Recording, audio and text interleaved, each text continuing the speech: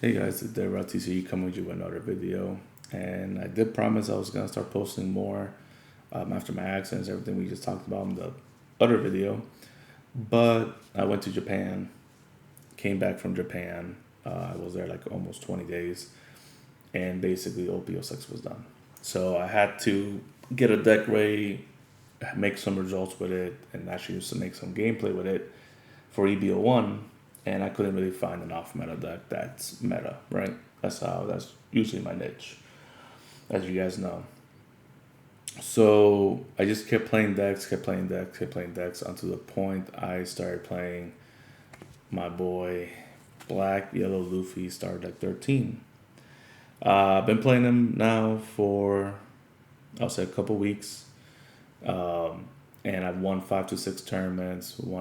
First I practiced with him. I started, messing with the deck, messing with the ratio, moving cards, looking at cards, learning the deck, and then until I finally started putting into some tournaments, and then I won 5 to 6 tournaments with it, including online. So now I feel comfortable to tell you guys about it. That I feel like this deck is probably a good off meta pick for EB01. Now, as you guys know, OP07, spoilers, he becomes meta.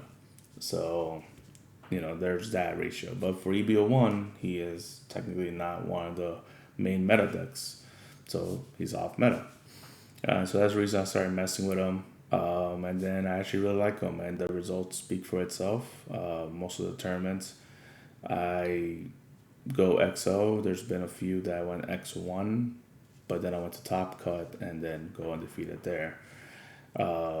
It's a fun deck, man. So I'm really want to show you guys my deck list, the way I like it. There's been a lot of changes, but I think I finally made it to where I think it runs for me and the way I like it. I'll tell you why I do.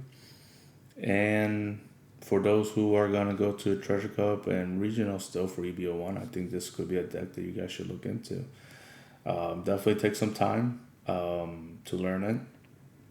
Definitely you gotta know what every card does and when you can activate the effects. There's some rulings to do with this deck. But also, some people won't expect this on how well it does just because it doesn't turn on until OP07 is what most people think. So I think it does very well against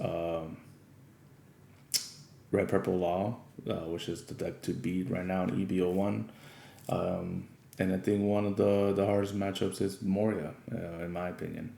And that's why I tech for Moria itself. So we'll go ahead and go through the deck list. I think I will have to explain what the cards do in this video just because it is a new starter deck. It's a new deck and what the cards do. So I'll kind of mention that really fast because I think most of you guys will know what it does by now. And then we'll take it from there. Oh, and I'll mention what cards I'm thinking taking out. There's like 3 cards I'm still iffy about, but we'll see. We'll see how it goes. So I'll let you guys know about that. And then I will mention, going first, second, what do you mulligan, and blah, blah, blah. All right, so here we go. So Black Yellow Luffy, why do I like this card? It's a 5k leader for life because it's double color. And it has the effect that when you have no life, you put 2 down on them, discard a card, and recur 2 5 costs from your trash to your life area face up. If you take a life that's face up, instead of going to your hand, it goes to the bottom of the deck, and triggers don't activate. Right? Beautiful, beautiful. From there, we're going to have to run some staples. Basically, it's going to be what I call the evolve forms of the cards and the baby forms. So, for example, I'm running 4 evolve Sabos, black Sabos, and 2 evolve yellow Sabos with 4 baby Sabos. So, these are the babies, these are the evolve forms. That's how I say we're talking about Pokemon now. So, basically, what the little guys do is they cheat out the big guys. You want to run maximum 4 of the baby Sabos because you're running 6 targets here that you can recur with your leader's ability that I just talked about. Sabo is very important because of the black Sabos. This has to be a 4. This has to be a 4 in my opinion for, I think, EB1 and OP07. Mainly because this Sabo is basically what runs your deck.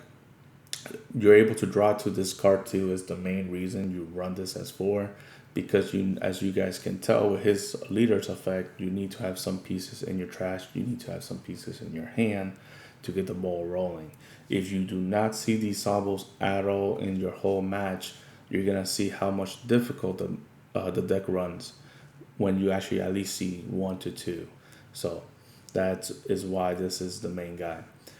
This Evolved Sabo, the yellow version, is just a tech. I'm still thinking about running, maybe just taking this down to 1. The reason I tech this Sabo, what this Sabo do, which is one of the newer Sabos from the starter deck, is that on play, you get to discard a life card to then pop a 5 cost or below. So that lets you like hit some blockers, hit some 5-drop kids, Shiraya, etc., right? So it's just a tech that if I want to, instead of hitting this Sabo, if I'm going to go for game, I hit this Sabo, bring out the baby form, sheet out the big Sabo, pop a card to go for game, right? So that's the tech. Out of the 5 to 6 tournaments I've won, I've only used this card 1 time, and we're talking about what, 9 rounds, 8 rounds, including the top cut rounds, right? And I've used it once. So I mean, yes, I used it once. That's what a tech card is supposed to do. But sometimes I'm like, man, should I just run 2Ks instead? Should I run a different card? I'll tell you what cards I was thinking of replacing it with later on in the video. But point being is, it's not performing as much as I thought it would.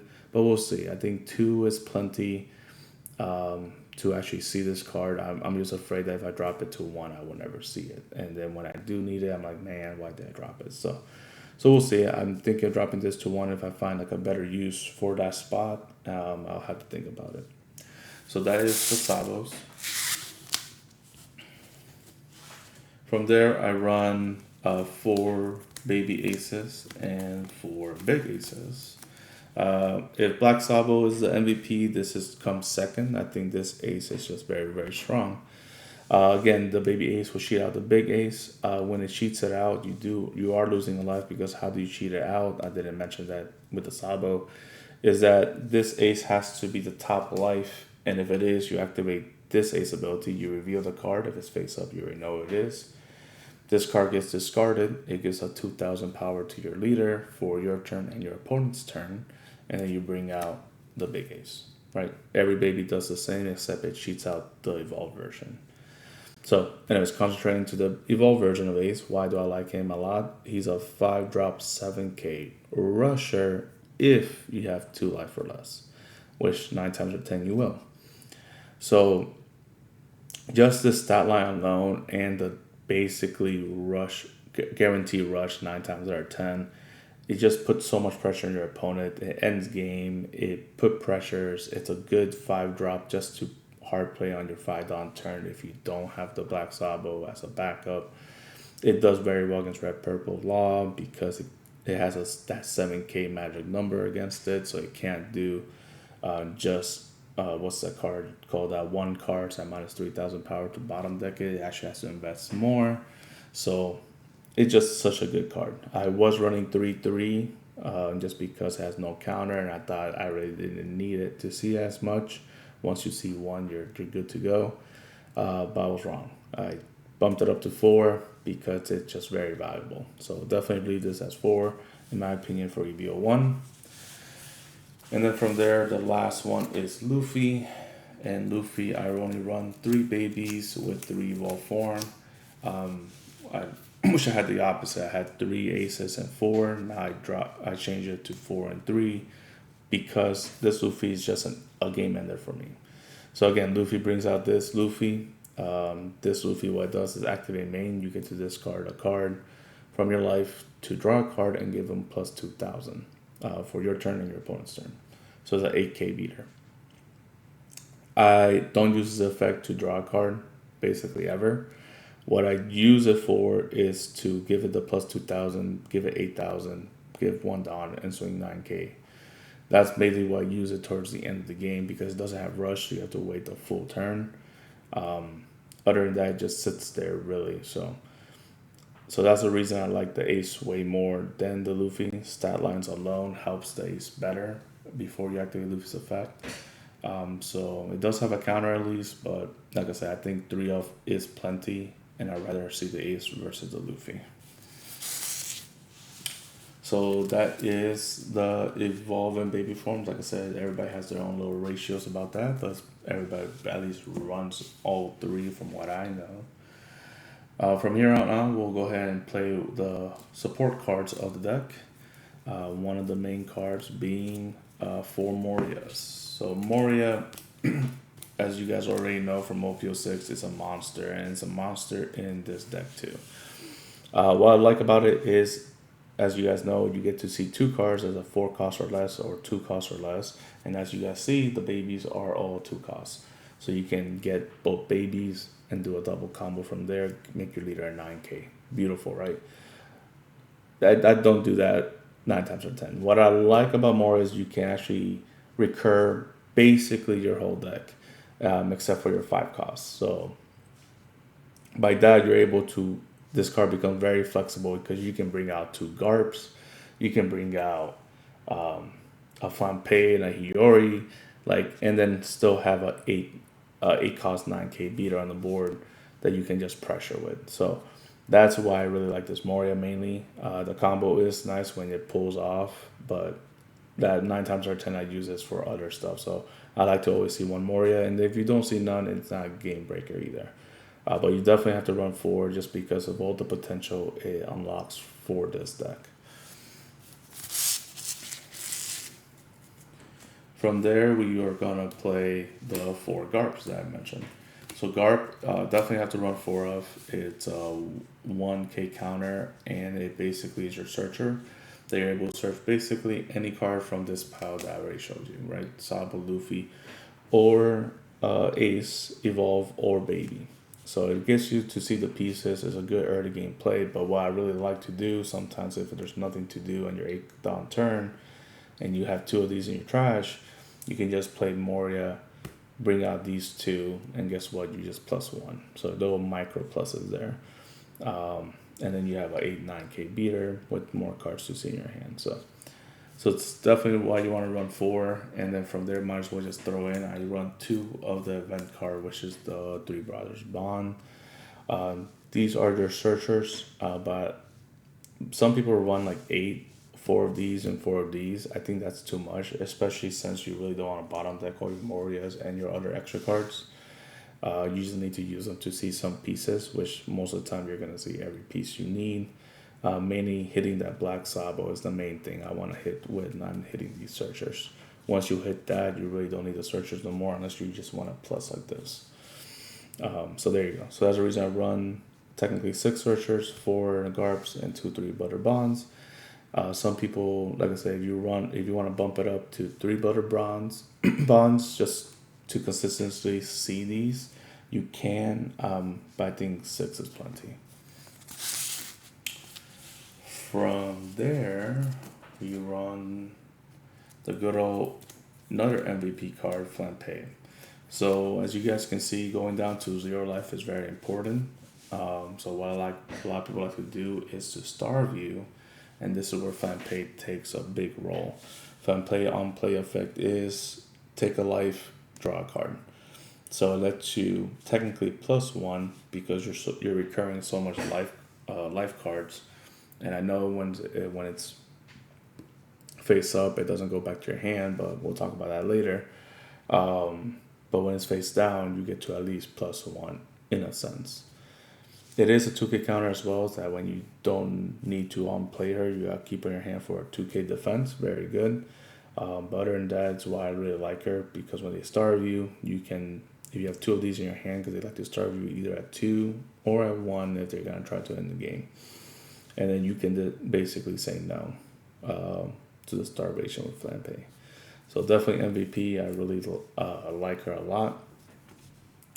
From there, we play 4 Hiyoris. Another 2k body. Very good card. I just use her for combo power, right? So what Hiyori's does mainly is you want to go second on this deck. I guess might as well tell you that. Because on your 4 dawn turn, you can set up a combo play with like you play on your 4 down turn, you play Hiyori, you grab a life, and you put on top of your life the black Sabo. You can then play the little Sabo for your last 2 down, and then use the little Sabo's effect to bring out black Sabo. Draw 2, discard 2, and then your leader swings with 7k. So you're definitely, your opponent's gonna take the hit. Doesn't really matter. You're gonna take the hit regardless. But then you have your Sabo to block for next turn, and you got to see 2 cards more and trash and build your trash how you need it.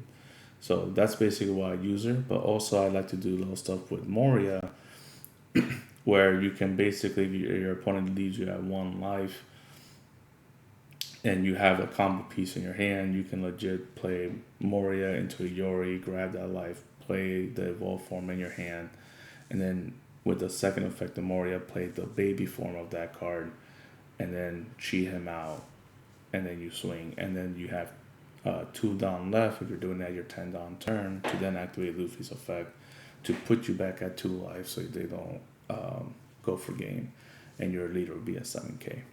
So basically, as you guys can see, as a combo piece is basically how you use Hiyori on your 4 down turn, or your combo with Moria when you're down to 1 life if they're gonna, so you can cheat out a card, put a 7k beater, and then get back to 2 life. Very, very good 2k. From there, I play 2 Borsalinos.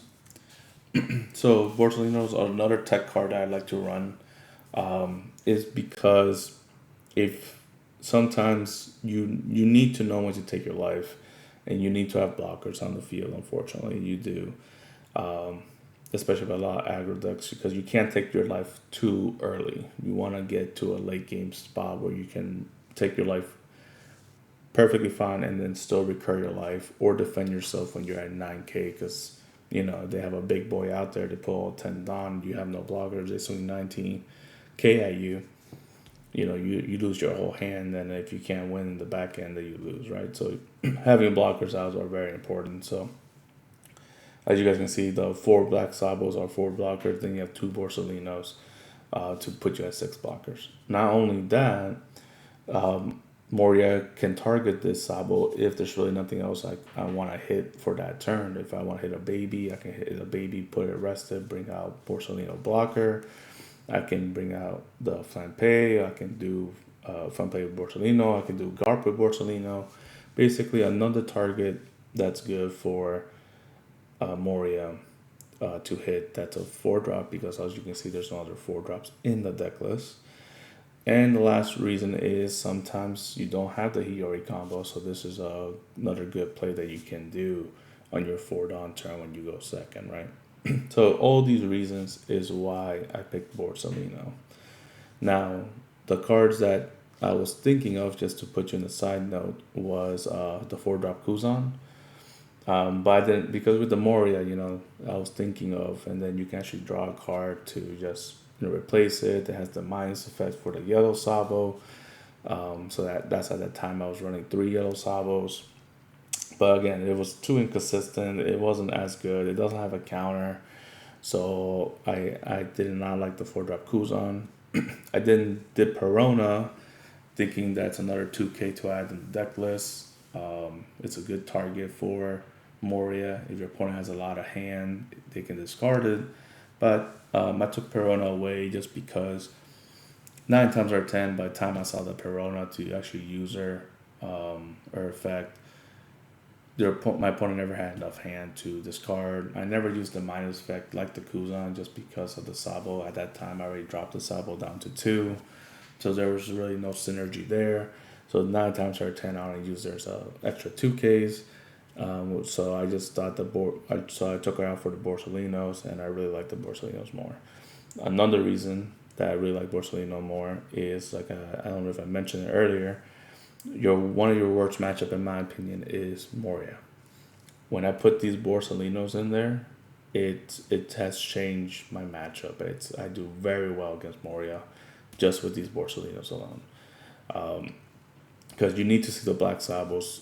Again, if you don't see the black Sabos at all, you're having a horrible day. And if you don't see those black Sabos against Moria, you're just losing the game. I mean, it's just very, very tough, right? Your percentage of winning is very, very low. But by adding 6 cards that that you can possibly see to help you with the Moria matchup, the matchup just becomes much easier. Is there a chance that you don't see the Borsalinos and you don't see the Sabos? Of course. It hasn't happened yet for me. At least I see at least one of them, especially with my searchers, to at least see the Black Sabo eventually. And of course, with your mulligan face, I mean, trying to look for a Black Sabo or for Borsalino against the Moria. So, all that says why I kept the Borsalinos for all those benefits versus the other ones. But if you want to, you can take these cards out for, again, the 4-drop Kuzan or the Peronas. But I would recommend trying the Borsalinos. And then the last 6 cards, I'm just going to put them tangentially. First, we'll start out with Shirahoshi. Man, when I put Shirahoshi in this deck, it was amazing, man. I don't know why people don't do it. It just made me fall in love with this deck. Shirahoshi is one of the strongest cards that's a trigger. If you don't know what she does, she comes on play on trigger, and you get to draw 3, discard 2. Going back to the fact that you need to see Sabo to activate mainly the draw 2, discard 2, I just added 3 more Black Sabos in a sense for the drawing 3, discard 2.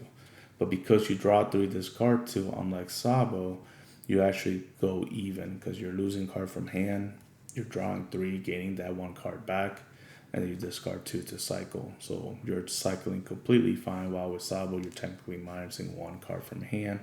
But in return, you get a nice blocker that can at least protect your field. In this case, you just get a card that's on the field. But the main reason is you get to cycle, right? Cycling, putting the cards in your trash. When you don't see Sabo, this is your backup. And this just made the deck run way more efficiently. Not only you have 6 searchers to hit that Black Sabo, you have Black Sabo itself, and then you have 3 Shirahoshis. The chances of you seeing none of that work is much, much lower when I wasn't running these Shirahoshis. I was hitting some points that I lost some games just because I did not see the Black Sabo at all. Putting this in has helped me out a lot. On your 6 down turn or your 5 down turn, depending on when you go, you can just hard play this. Your opponent's going to starve you 9 times out of 10, so you have time to just hard play this. And then, of course, there's even a possibility that just being on trigger just skyrockets your gameplay with this deck. So I definitely recommend trying this out. Before running Shirahoshi, I was running the Centauri, I think I was doing first, because I just wanted more 5-cost targets that was in the yellow Sabo. So I was using Centauri. I think that's when I was using Perona as well to just add 2Ks. I was adding, because as you can see, I only have those 8 2Ks because I took out the Makino. So Makino is a 1-cost 2K that people run in this deck. Here it is for those that don't know. Basically lets you grab a life card, you look at the other life cards, and you rearrange them. It's cute. I mainly use her as a 2K. I don't think it's that good in my opinion. So I just took her out immediately. When I saw that card, I was like, I don't need this card. But it dropped my 2K ratios down to 8. The 4 Flampes and 4 Hiyoris. So that's why I tried Centauri, the 5-drop 2K counter that if it's triggered, you get to play it by discarding a card. Because not only you can recur it with your Luffy, and then you have more 2K ratios, you have more cards that can be effective with Luffy to stall. Then I added with the Peronas that put me at 5 more 2Ks, putting me up to a 13 card list. So that's what I was trying at first. And it was nice, but it became a problem again that I couldn't run the deck if I couldn't see my pieces. So then I was like, why not Shirahoshi? I know it's only a 1K counter, so I put her first. Still having a little tough matchup with Moria, so that's where the Borsalino came. My 2K ratios dropped significantly. I'm only at 8 2Ks. But like I said, if you want 2K power, go up to 10 by there you go. Because I'd rather have the Shirahoshi versus having the Borsalinos at this point, just because how amazing this card had made the deck run. And then I paired this card with the Violas. Man, when this combo hits off, it's beautiful. So what does Viola do? It's a blocker already and 1k counter. But on play, you have two options. You can look at your opponent's life and rearrange them, which in sense that's always a good effect against yellow. Or you can put your face cards, life cards, your face up life cards face down. And so of course now you guys know what I mean. When you have two Shirahoshis in trash, or even just one, and you're at no life, you put two down on your opponent, or say you have one Shirahoshi in hand and one in trash, you can trash the other Shirahoshi from his effect, and then put two Shirahoshis in life, and that only costs you two down and a card in hand, and then you hard play the Viola for two, and there you go, you flip these back down, and now your opponent knows that you have two Shirahoshis. And you just look at them like, I dare you to attack me. You know, let me see three cards and trash two. Just play into what you need. And if they attack one, that's all you need is them to attack one. The second one is just, insult at that point. But if they try to go for game, you're at least getting plus two in hand. Because you draw three. Without you minusing anything because they're there in your life cards. It's just like I said, just a way that I like to do against my opponent, and this effect, like I said, activates a lot of times.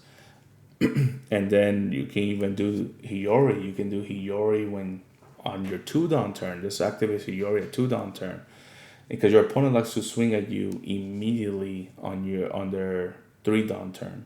So on your 2-down turn, if I had Hiyori and Shirahoshi in hand, oh man, it becomes an amazing game, because you can just hard play Hiyori, grab a life, put Hiyori on top.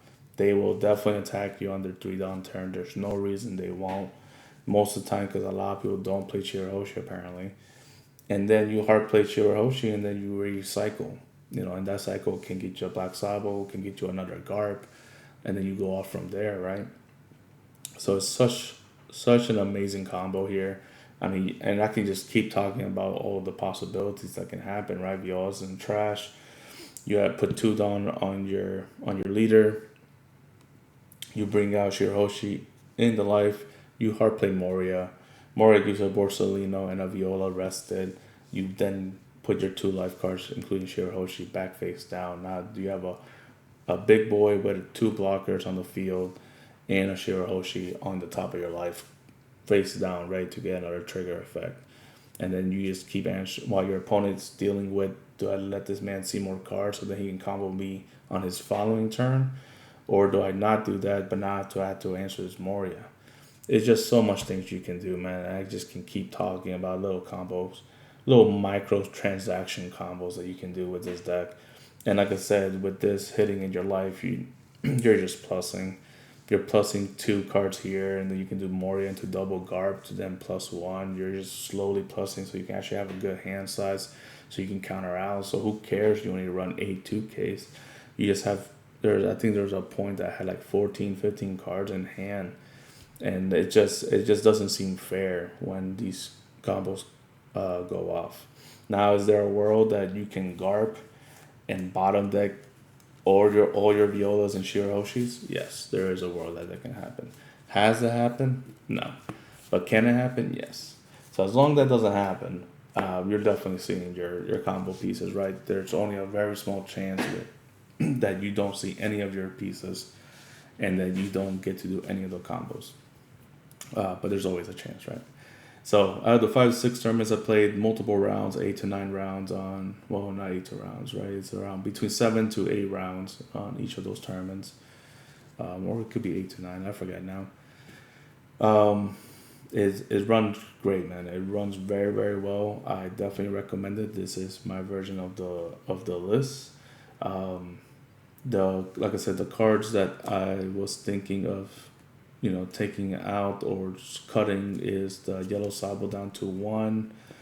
And then maybe maybe the Borsalino. So the Borsalino just being very well against the Moria. If you don't run against any Morias, and you just play against Sakazuki and RP Law, it becomes a little shaky. But against RP Law, when they use their effects to bottom deck your Borsas, then they don't have. I just see a pattern where they don't have enough to then bottom deck your Sabos, which is way more important. So I was thinking maybe cutting down the Borsas, but the more that I play against RP Law, I really start liking the Borsas just for them to use their resources.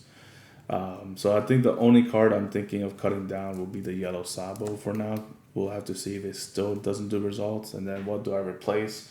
Could be a Suntory, right? A Suntory, just 2K, just to add there an extra 2K plus a card. Or maybe just put back the one, maybe a 1 of Machina if you really like that card. To then play with the Moria if you don't have any Flampes in the trash. Because that's another thing that I like to do as well, is that you can even hard play Moria into a Flampe, into your leader's effect if you need to, into a baby Sabo, because your second card could be the baby card. And this all makes sense that if I show you guys gameplay. So I think next tournament I will do live gameplay, a couple of matches just so you guys can see. Because again, just me talking about combos probably doesn't make sense. So that's the deck list, guys. Again, just to reiterate, go second with this leader is my opinion. No matter what you're playing, I think it's just the ratio's better. Even if you go first, you do have going first plays, which is just Garp.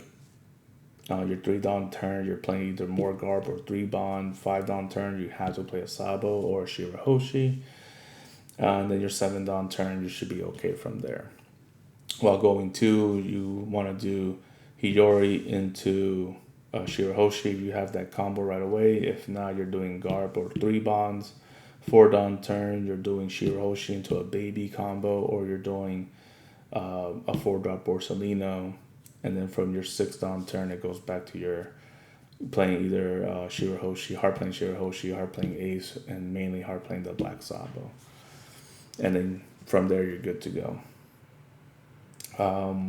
Matchups, like I said earlier, my hardest matchup I thought was Moria, but with the Borsalinos, I feel like I actually don't even know what my hardest matchup is now. RP Law, I feel like it's not a bad matchup at all, to be honest. I should play against more of them to, I guess, figure it out, but I never find myself in the back foot against RP Law. I'll say then the mirror match, right? The mirror match just becomes who sees their pieces first, and what build do they have. Because I haven't played enough against the mirror match to know if there's a specific card that you need for the mirror itself. That could be a tech technically. Until that day comes, the mirror match just becomes who sees the Sabos, and there are more effective runs from there. But yeah, Sakazuki is not bad. I think the main thing with why the Sakazuki is not bad is because they don't run Gravity Blade. I mean, we all know why, but yeah, Gravity Blade hurts, man. Gravity Blade and 4-drop Pudding hurts my soul, because the way I run this deck, I have so many cards in hand. Pudding hurts my game plans. And then Gravity Blade just hits the board and the Sabos, or double Black Sabos, and it kind of hurts my soul there. So if Sakazuki starts running more Gravity Blades, that will be a definitely hard matchup. If not, it's not that bad. Uta, there we go. Uta, I think, is a tough matchup. Haven't lost to any yet. I just think it becomes scary because they're hand advantage. And if you can't answer the 8-drop kids, because I don't run any really hard removal, of course, I just have to go big by Moria. So if you don't see any Morias, it becomes a little tougher. And your Ace is your only way, to go out of that. But then they have the blockers. So I'll put Uta up there. I can see that being one of the hardest matchup for Luffy.